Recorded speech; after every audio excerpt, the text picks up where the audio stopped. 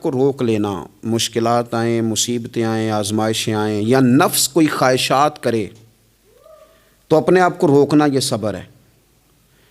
صبر سارے کا سارا اندر کا معاملہ ہے۔ جو اپنے آپ کو روکنے پہ قادر ہو گیا وہ صابر ہے، اپنے آپ کو روک لے۔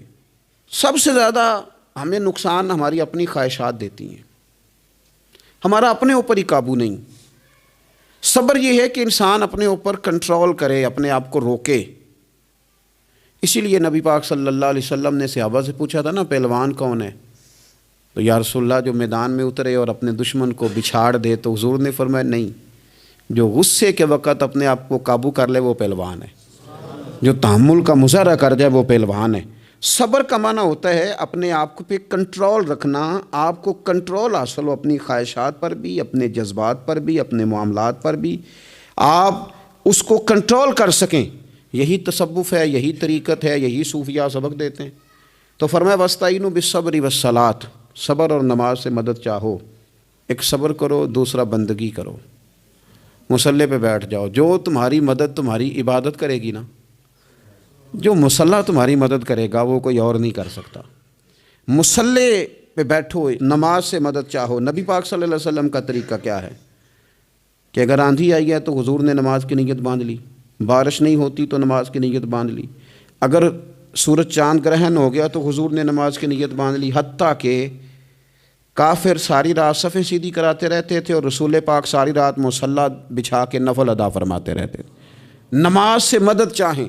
ارشاد فرمایا کہ وَإِنَّهَا لَكَبِيرَةٌ إِلَّا عَلَى الْخَاشِعِينَ، صبر اور نماز سے مدد مانگو، بے شک یہ دونوں چیزیں بھاری ہیں، کام دونوں مشکل ہے، لیکن ڈرنے والوں پر مشکل نہیں۔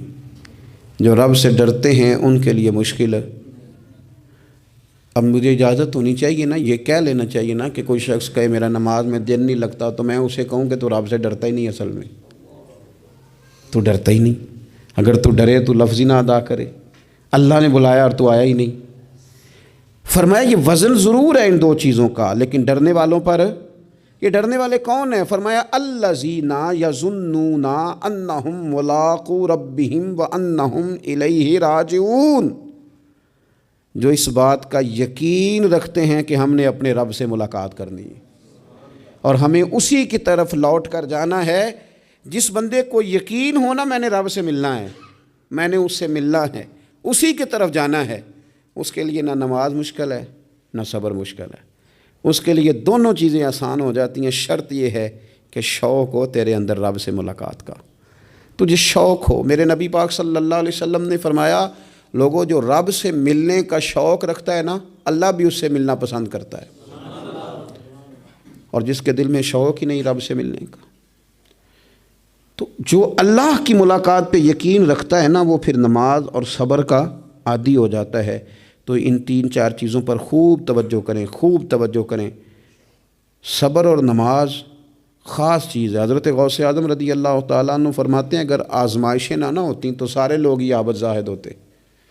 یہ تو آزمائش آتی ہے، صبر کرنا پڑتا ہے، تو پھر پتہ چلتا ہے کہ عابد زاہد کون ہے۔ آزمائشیں نہ ہوتی تو سارے عابد زاہد ہوتے۔